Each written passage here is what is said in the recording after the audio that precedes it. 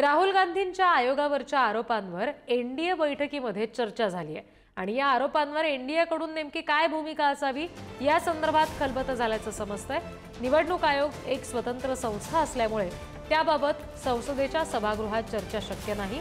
आयोगाकडून यावर माहिती दिली जाईल, त्यामुळे सभागृहातील चर्चेचा प्रश्न नसल्याचं या बैठकीत स्पष्ट केलं गेलंय।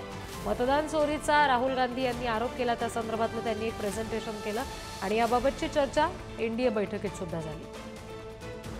आणखी तपशील आपण घेणार आहोत। प्रतिनिधी शिवाजी काळे आपल्याशी जोडले गेले त्यांच्याकडून। शिवाजी, एनडीए बैठकीमध्ये सुद्धा आता चर्चा झालेली आहे असं समजतंय, मात्र सभागृहामध्ये या संदर्भात चर्चेची गरज नाहीये अशा पद्धतीचं मत त्यात उमटल्याचं कळतंय। आणखी काय तपशील? उपराष्ट्रपती पदाच्या संदर्भामध्ये काल एक बैठक एनडीएची पार पडली। त्याच्यामध्ये केंद्रीय गृहमंत्री अमित शहा, राजनाथ सिंग, प्रफुल्ल पटेल, श्रीकांत शिंदे यांच्यासह इतर जे एनडीएचे घटक पक्ष आहेत ते देखील उपस्थित होते आणि यावेळी एनडीएचा उपराष्ट्रपती पदाचे उमेदवार ठरवण्याचा अधिकार जे पी नड्डा आणि पंतप्रधान नरेंद्र मोदी यांना देण्याचा एक ठराव पास करण्यात आल्याचं सांगण्यात येत आहे। त्याच वेळीच राहुल गांधी यांनी ज्या पद्धतीने कर्नाटकमधील एका लोकसभा मतदारसंघातील आकडेवारी संदर्भामध्ये जे काही काल म्हणणं मांडलं, त्याच्यामध्ये काही त्यांनी दावे केले आहेत, त्या संदर्भात चर्चा करण्यात आली आणि यावरती आपण काही करायचंय का असा प्रश्न एका नेत्याने उपस्थित केला होता।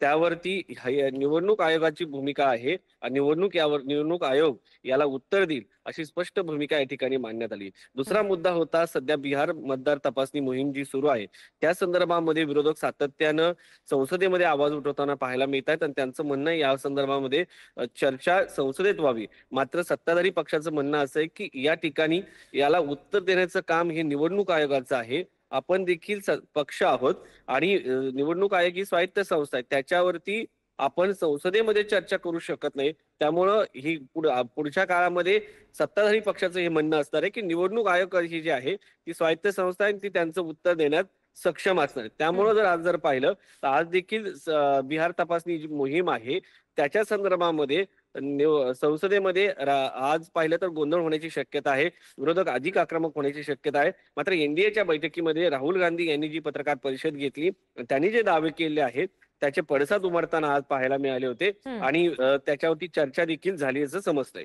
जी, धन्यवाद सगळ्या तपशिलांसाठी शिवाजी।